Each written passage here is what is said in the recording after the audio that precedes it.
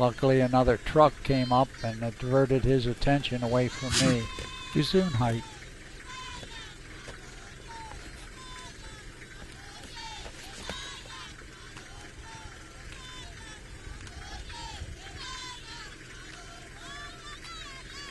You don't realize how large these lions are. Their heads are huge, especially when they come this close to you.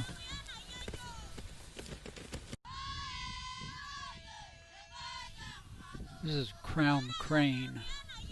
They have a baby with them there. This is Aberdari's the Ark. This is the replacement for the treetop lodge that used to be great for watching game. Treetop is right on the edge of the national park, and there's been so much human development around there, the animals don't come like they used to. So now the Ark is the place to see the most wildlife.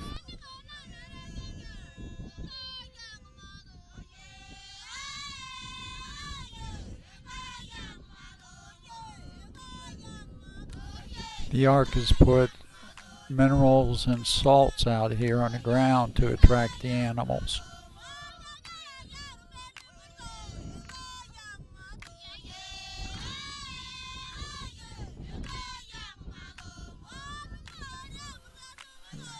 This is a very high altitude, like 7,000 or 8,000 feet. And it was very, very cold there. You can see how windy it is, the way the dust is blowing around.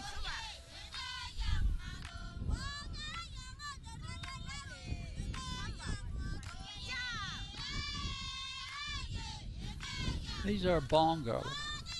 I was surprised that they came out. They usually only come out at night. It's probably a doe with her fawn.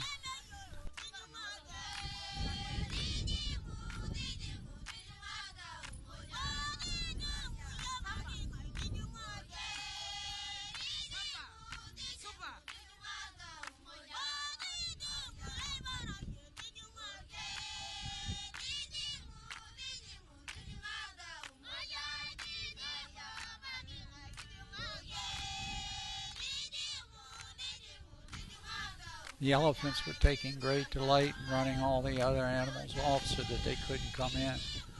But this old buffalo was not having any of it.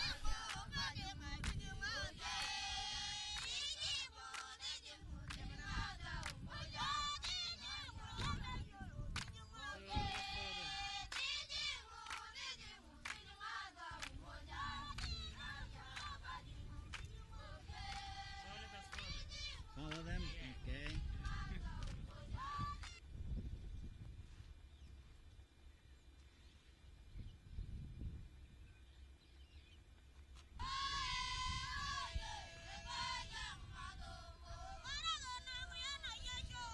That's welcome song.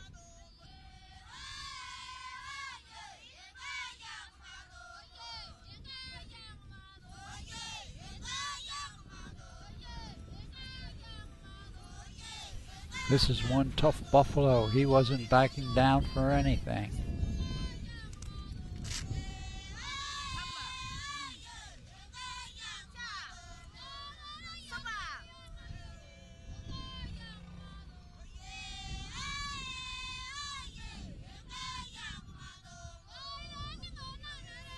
This is the only place in Africa that I visited that they enforce the rule that you have to be quiet. It was really neat.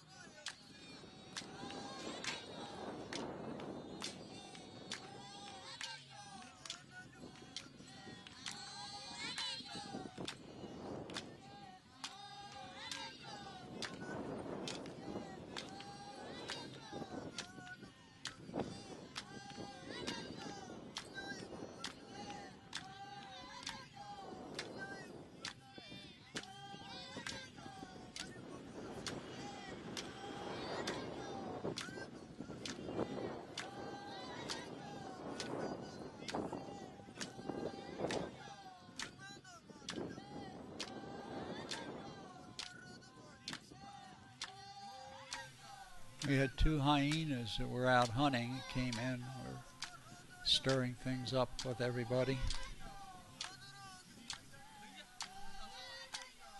Got their coats fluffed up because it was cold.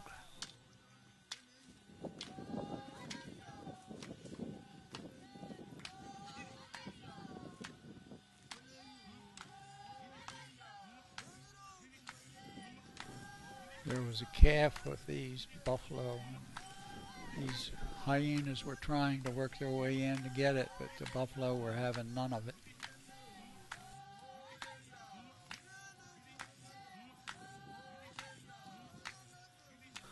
This is a male bongo.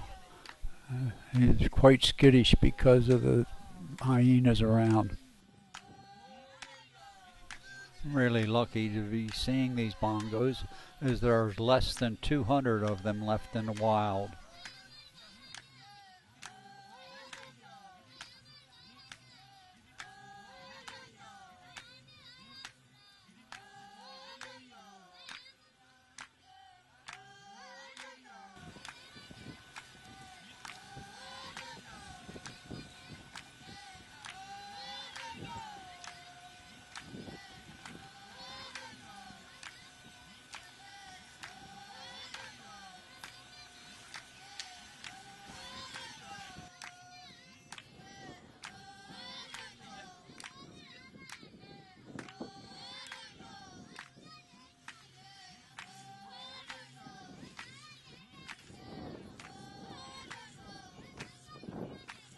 Couple of white rhinos coming in to get a drink and get some mineral salts.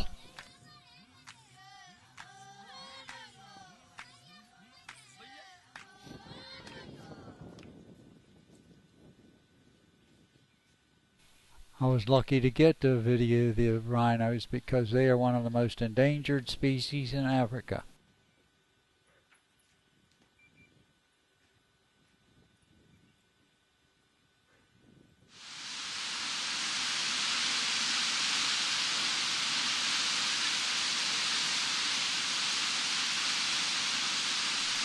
These are the Thompson's Falls.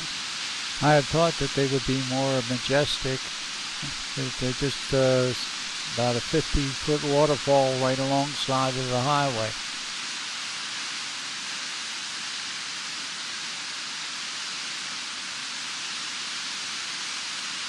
These are the famous Thompson Falls.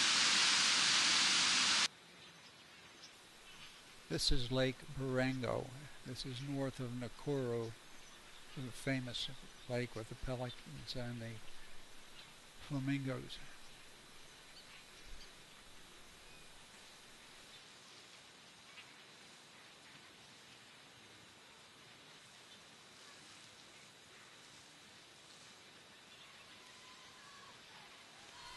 I didn't realize there were so many thermal vents around.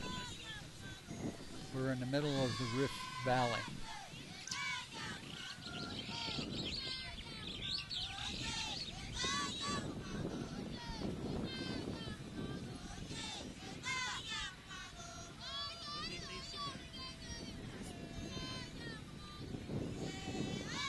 As you can hear, the wind is still howling. It's still extremely windy.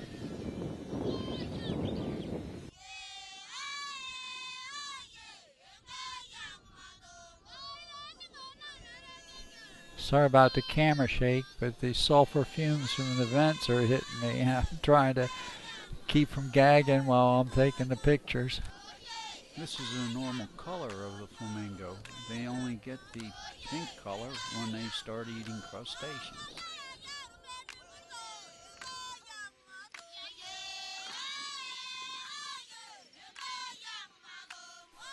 These flamingo have this pinkish hue as they've been dining on crustaceans, like a shrimp type of food.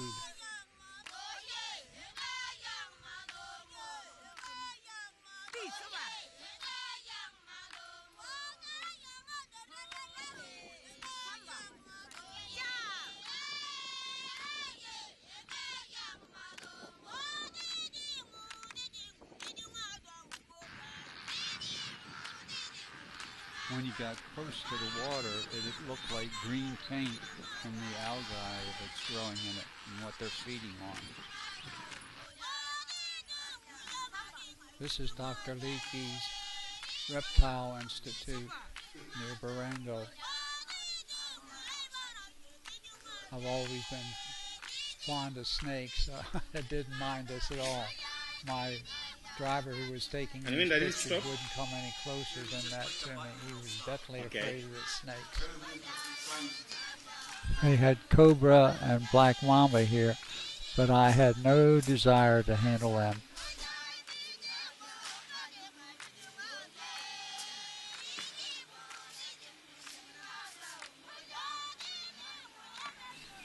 This python was being treated for some kind of virus. You can see his nose is all irritated there. No, that's fine.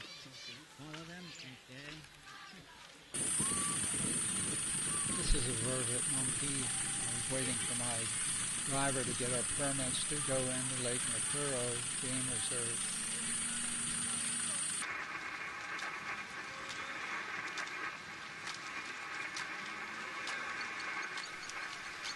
Years ago, there were no pelicans here, but the authorities released a cichlid, which is a type of fish, in the lake to increase the food supply for the natives, and the pelicans have been increasing every year. They found it too.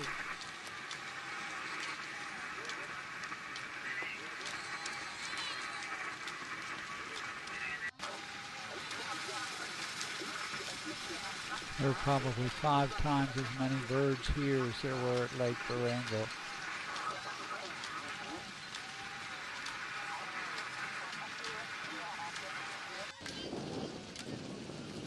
The lake is quite alkaline, so when they finish fishing, there's a freshwater inlet here that they all come and take a bath in.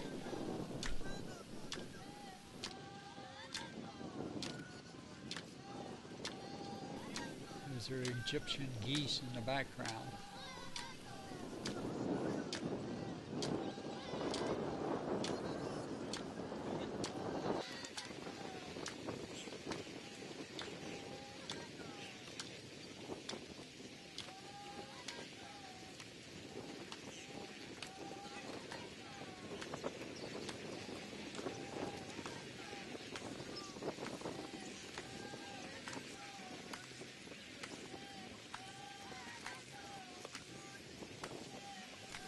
It's amazing with the number of birds in the air that there aren't some mid-air collisions.